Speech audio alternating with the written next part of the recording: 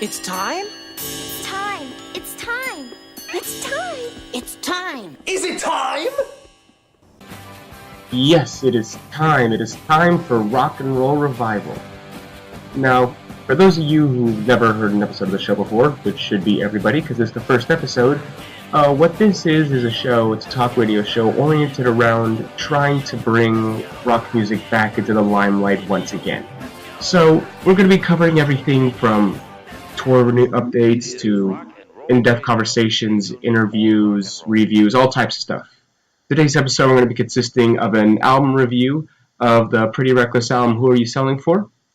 And then later on we're going to bring in our friend Aaliyah, the co-producer of the show, and she is going to be doing an interview with us. We're going to have a discussion about the changing of the music industry.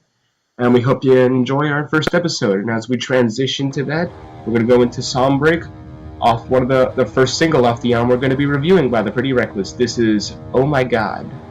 And welcome back to Rock and Roll Revival. Now we're going to transition straight into the review of the album.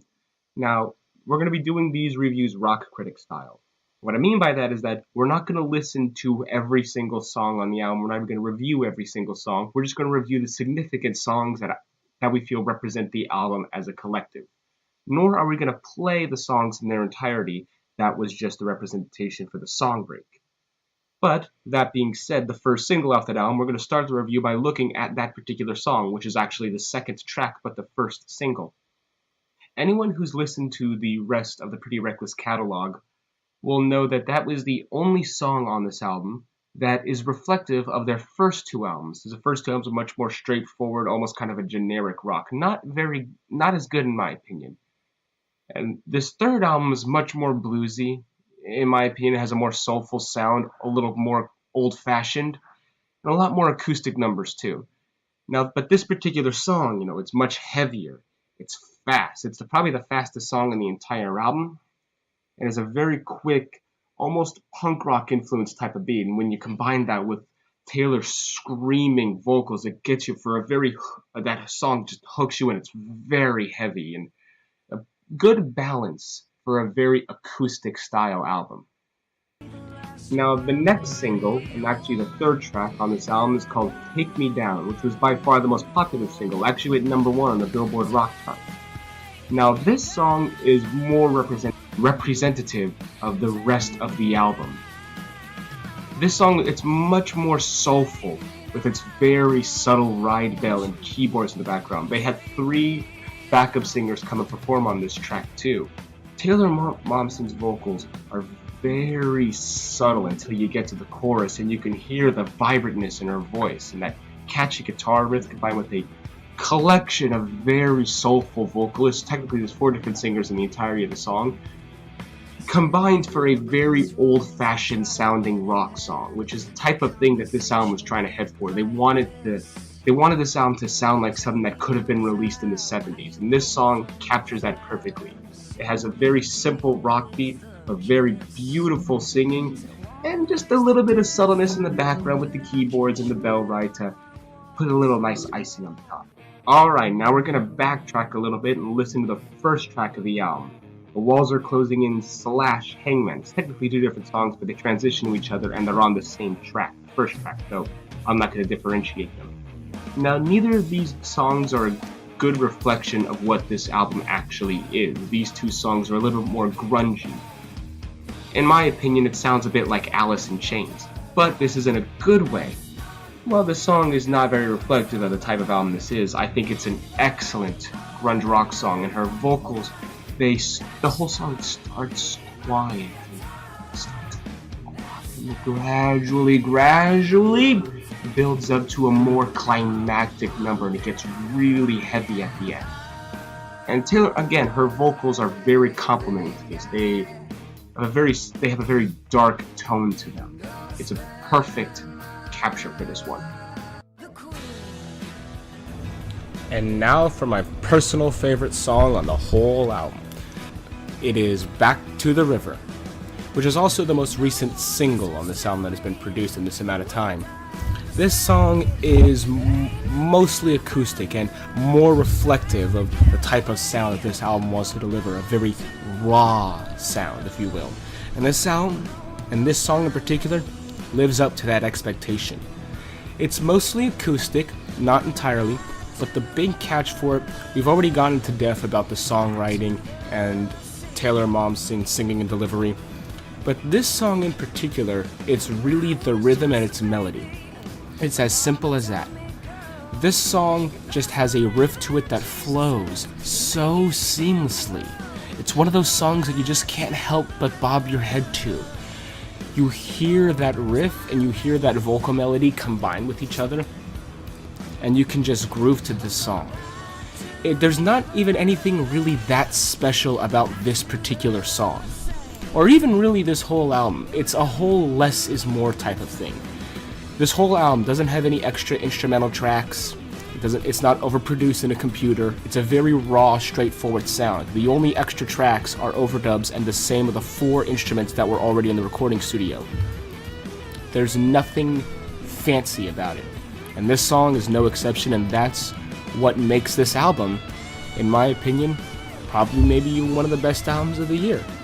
But, I'm just one critic.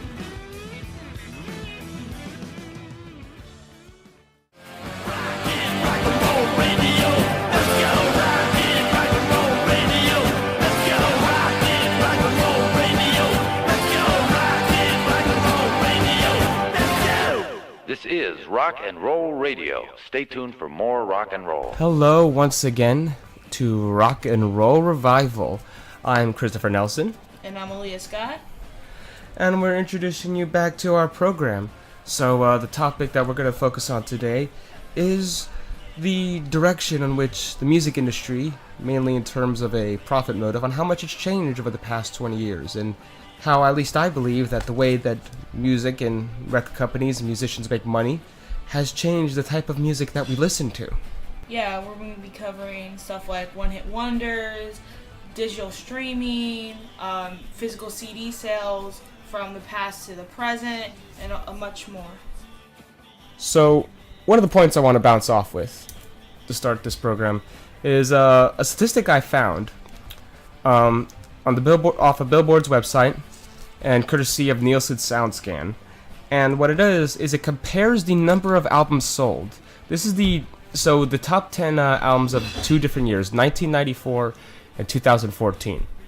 And we're going to compare the numbers of albums sold between those years. Now, the number 1 album sold in 94 was Ace of Base: The Signed. And the number 1 album of 2014 was the Frozen soundtrack. And the Ace of Base album had about 3.8 million copies sold. Now, the Frozen soundtrack had about 3,005,000 copies sold.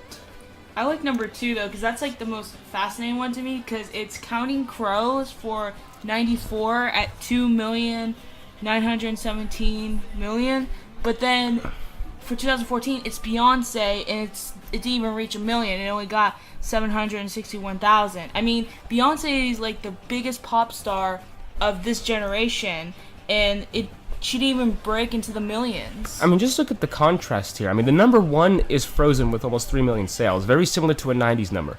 But number 2 was one of the most popular pop artists, the second highest selling album of 2014. Didn't even sell 1 million copies. Now, of course, you could say, well, geez, it's been 20 years since the other albums come out. Maybe they've had time to sell more albums. No, this is only the sales of that particular year. These are only the albums sold that year that these albums come out, in 1994 and 2014. This doesn't account for the 20 years in between. The number 3 for 94 is the Lion King soundtrack at 2.8 million copies. Number 3 here is Lord Pure Heroin at 741,000 copies. Another famous pop artist of this generation still didn't make it into the millions, and it just keeps going from there. Yeah, and we're not going to name off every artist off this list, but there aren't any. The top 10 albums of 2014, none of them sold 1 million copies. Number 10 is a Pharrell album that didn't even sell 600,000 copies. But number 10 for 94 is a Snoop Dogg album that sold almost 2 million copies. The top 10 albums of 20 years ago were selling millions of copies. But the top 10 albums of today can't even break that number. Why is it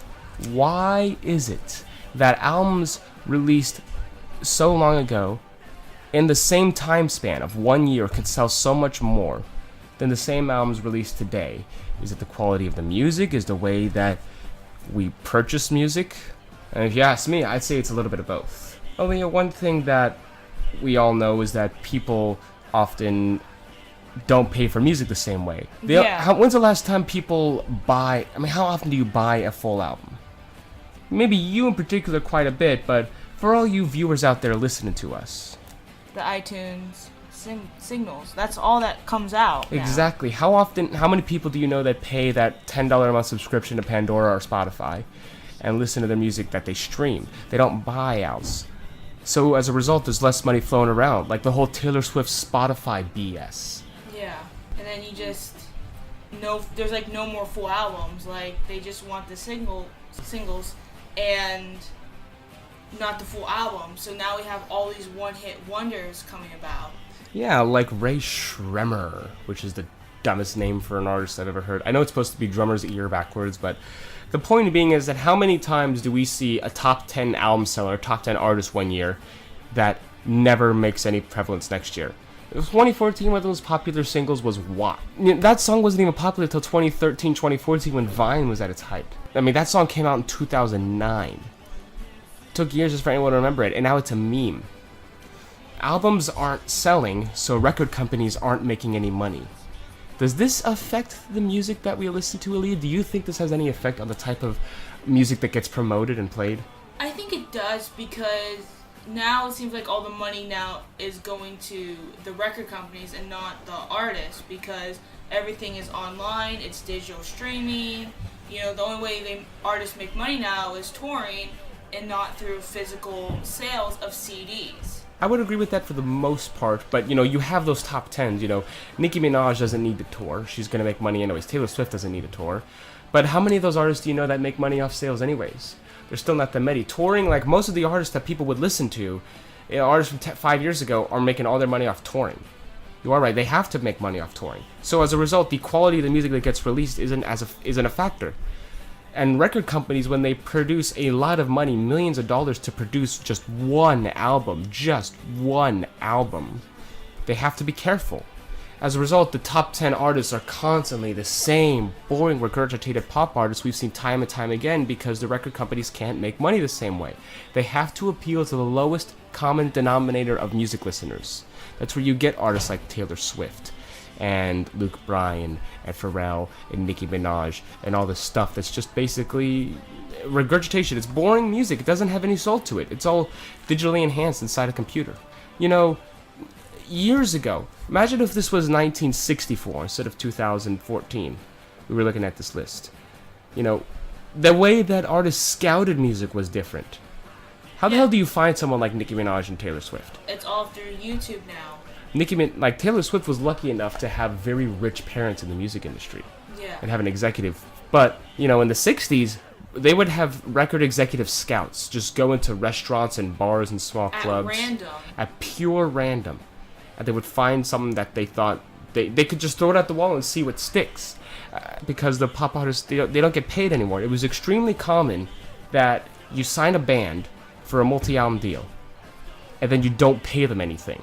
They produce their 5 albums and they become really successful. And when they become really successful, then you pay them so that they could stay to your label and you could still make money off their albums. Because it didn't matter if they were successful or not. You could sign a band for 5 albums, produce 5 albums for next to nothing, sell those albums for next to nothing, but the band didn't get paid anything. You didn't really pay that much to do it, so it's only a smaller loss. Now, if you sign an artist and they can't break those sale thresholds, you're out millions of dollars. We're in an era where the music industry is having difficulty making a profit. And as a result, this leads to this same boring, awful, crappy music being played again and again because that's what the algorithm favors. And because that's what the algorithm favors, the rest of us music fans that don't like that are alienated, which only furthers their problem of not making any money, so they have to keep doing the same old boring crap, safe, mumble rap and pop music. Yeah, and we even touched upon pirated music. Yeah, that's another thing, because the record companies are only going by the algorithms that show sales. There is no algorithm that shows pirated music, because they don't care about that. They want their music to be sold for a profit. But so many great artists, the really popular ones, They don't get the same promotion and marketability in tour venues because the algorithm favors them as bands that don't sell that many records because they're all pirated. There's a new Primus album coming out this September, which we're going to do a review on our next episode, actually. But I'm willing to bet that most people aren't going to purchase that album with money. They're going to steal it, either off of YouTube or off Pirate Bay or something of that nature. And it could be a very excellent album, might even be better than most any other album that people listen to. But that type of music that's not as mainstream, rock music and certain types of EDM and all this other type of music, the more soulful stuff, more subcultures. When was the last time you heard of a top 10 jazz band or R&B artist? R&B artists used to be the shit in the 50s and 60s. That was the spearhead of music until rock and roll really came about. The Beatles changed everything. It was really all rhythm and blues, the really soft R&B, the Motown. That type of music isn't even relevant. There's tons of beautiful, fantastic psychedelic jazz and R&B artists that are touring right now and struggling just to make ends meet because people don't buy their records. Millions of people probably love the music, but they're not buying the records, they're pirating them. And they don't want to spend the money on the music, but as a result, this leads to this pop's mainstream alienation. I mean, think of the demographics that buy music. They tend to be, and this is just speculation, but they tend to be little girls. And little girls want the same safe, boring, regurgitated pop music. That's why they boy have bands are still around and they won't die. Exactly. How the hell does One Direction have success? They don't anymore because they're okay, but they were always considered kind of a joke. Oh, don't worry, there'll be a new One Direction, and God help us all. Yeah, pretty soon. It's inevitable. How inevitable it is. So when you have a music industry where the artists don't make money, I mean, the artists that most artists don't make money outside of touring, but the ones that do make money off album sales and whatnot are the ones that have the favorite algorithm that they're willing to buy albums for, which are usually the demographic that's willing to pay for it. Most people are smart enough to not pay for their music. But as a result, that leads to this problem of alienated music markets. And it's harder to find that, which is, you think that's a weird thing to say. You would think it'd be easier to find types of new music because we have the internet. But if you don't know the name of the band, you can't really Google it, Otherwise, and people still will go to a Rasputin's and just buy random records out of a collection that they would like. They go to the punk or the metal section and just buy a bunch of stuff out of a pure gamble. But how many people regularly do that? Not many. Like our statistics shows, like these albums, like my go-to example, the number 8 top sold album of 1994 was the Pink Floyd album, The Division Bell. Sold 1.9 million copies, just a few thousand shy of 2 million. The number 8 top-selling album of 2014 was Brantley Gilbert, Just As I Am. That sold exactly 555,000 copies. And he's not even pop, he's actually country. Still, we don't even have soulful country anymore. When people make fun of, country music's so dumb, they're talking about the mainstream country artists of Toby Keith and Billy Ray Cyrus and the things that we hear all the time. These Levi Stadium country artists. What about Willie Nelson's new album, Willie Nelson of the Family? No one's talking about the new Willie Nelson album that came out just a year ago. He's doing a tour. He did a show at the Greek Theater just the other day. But when's the last time someone talked about Willie Nelson in a non-retro sense? When people talk about Willie Nelson or Donnie Parker or Johnny Cash as country artists that were good, it's always remember blank? You remember when Willie Nelson was popular? Willie Nelson now is a cult name. It's the music that your parents listen to. And I love Willie Nelson. But he's not going to be on a billboard. I can't imagine him on KKIQ. And that's kind of the sad part. I mean, you have a good artist not getting any recognition for his work, let alone money. But you have people like Taylor Swift and Lady Gaga, like people with no talent, who don't even all of it. They don't even write their own songs. No. How many songs? A lot of pop songs are so boring and similar, but they have 6 writers and 6 producers. Because they're written by 50-year-old middle-aged men who are trying to write for little girls and people our age, and it's not as if they think working. That's what we listen to. It's embarrassing. It really it didn't take too long in an artist's career for them to do something major. AC/DC, for example, came out with their first international album, High Voltage, in 1974. By 1979, only 5 years into their career, they were headlining the Oakland Coliseum. Now, in the last 5 years, think of a new artist that has sold out. At least a stadium of that size. Yes. We don't mean sold out like sacrificed their integrity, but how many rock artists are that recent that are selling out large venues? I personally, maybe am I that alienated, or can I not think of any? I could can't probably think think of of some maybe 10 years before, maybe some of that metalcore you can say sells out small theaters. Yeah, sure. I mean, like, you can easily find, Cannibal Corpse went downhill. They're playing at the DNA Lounge. And you can easily find those modern metal bands playing at places like the Warfield or the Fillmore, so theaters that can hold a number of thousands of people, 2,000 seat venues, 3,000 seat venues. Suicide Silence played at DNA Lounge, and they used to be one of the biggest deathcore bands out there. Suicide Silence played at DNA Lounge? Yep, I went to go see them. At this more experimental metal band that's playing such a tiny venue that can barely hold 500 people. Yeah. When probably enough people know about Suicide Silence in one given area that they could at least play a relatively sized theater. And it wasn't even full. It wasn't even half full. It was probably about a quarter full. There wasn't even barely any moshing. Exactly. As opposed to, you can see when a band comes to play a large coliseum that is a rock or metal band, it's a rock or metal band that's been around for years. Like Green Day. Like Green Day or Metallica or Guns N' Roses. They're playing these huge basketball and football stadiums. Roger Waters. Yeah, Roger Waters, the Grateful Dead. They did a reunion show at Levi Stadium. Offspring. The Offspring doesn't play those type of venues. Well, Shoreline. Shoreline is a major venue, but it's not the same level as major as like the stadium. I mean, like Shoreline could hold like 15,000 people, but the Oakland Coliseum could hold like 40,000. Okay, Green Day didn't play at the Shoreline. No. The point being is that unless it's pop, new experimental artists they're not given the chance. Old record executives used to throw at the wall and see what sticks. They could try anything they wanted. Experimentation was a gamble, basically. And it was a fair gamble because they usually didn't have anything to lose. Their experimentation was encouraged, but now it's discouraged because they don't want to take the chance on losing money on something that might not succeed, which would never have happened 40 years ago. It would have been the exact opposite. Oh, you guys sound kind of different. Someone's got to like them just because they're different. Yeah. And we're not going to pay them. We'll do 4 albums with them, and we won't pay them a cent outside of touring. So, if they sell, then they sell. We can re-sign them and pay them. If they don't sell, we can drop them, and maybe someone else can work with them. Yeah, one-hit wonders were barely there in, 20 years ago, but now that's all we have is one-hit wonders, pretty much. I can't name one artist currently that has had more than 2 albums or even 1 album. Well, there's a number that have had maybe more than 2 or 3 albums, but I think the main problem is, I would say to a certain degree, really comes down to the way that the music is purchased. Even the really popular pop artists like Lorde are not really selling albums, they're selling singles and streaming. The way that these really successful modern pop artists make their money is streaming, and it's harder to make money that way. There's just less money to go around.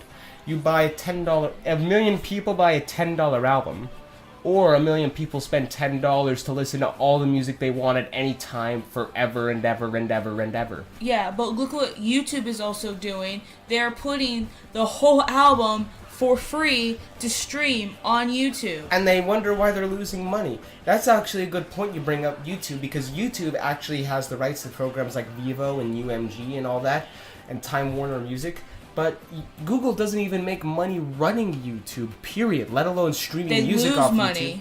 Yeah, exactly. The only reason, people don't know this, but the only reason, this is actually true because they released it in a public statement, that the only reason Google still operates YouTube is because there is no video sharing website as user-friendly and wide-known as YouTube, and it gives them a monopoly on the video sharing website market. For all websites for video sharing, no one can go to a place like YouTube. And they have a monopoly on that. Like, what are you going to do? Go to Vimeo? Who the fuck uses Vimeo? You want to go to My Video? Okay, yeah, sure. I hope you enjoyed that virus from that German hacker. That's what the other websites have. None of them have the technology, accessibility, or credibility that YouTube does. Aaliyah? We are witnessing some dark, dark days in the music industry. Yeah. And this goes for all of us. We do not have a lot of patience as a society.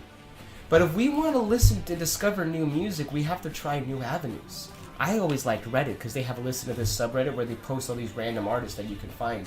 But it's not like people are going to be buying all their albums. Like I said before, and this goes for all you listeners out there listening, all 6 of you in Russia. How many times do you go to a record store and buy records out of a gamble? Well, I guess I shouldn't say records, I should say CDs, but you get the point. How many times would you buy a CD at a pure gamble if you've never even heard the artist? You just thought it looked cool or be interesting. Album covers used to sell the album, but now the name sells the album. And until we start putting our money in the music that we like more, this boring, regurgitated, I've said that word so many times in this podcast, awful, garbage, waste of music is not going to stop. Aaliyah, do you have any closing thoughts? Well, remembering what Gene Simmons once said, that rock is dead, it's something I don't want to believe, but like seeing all this stuff, the one-hit wonders and this online, it's going in that direction, and that's why now we have rock and roll revival to bring back rock and to show that rock is not dead. Rock and roll will never die, but rock and roll will never make the same amount of money that it used to make. Well, for this segment, I'm Christopher Nelson. And I'm Aaliyah Sky. And we'd like to thank you for listening.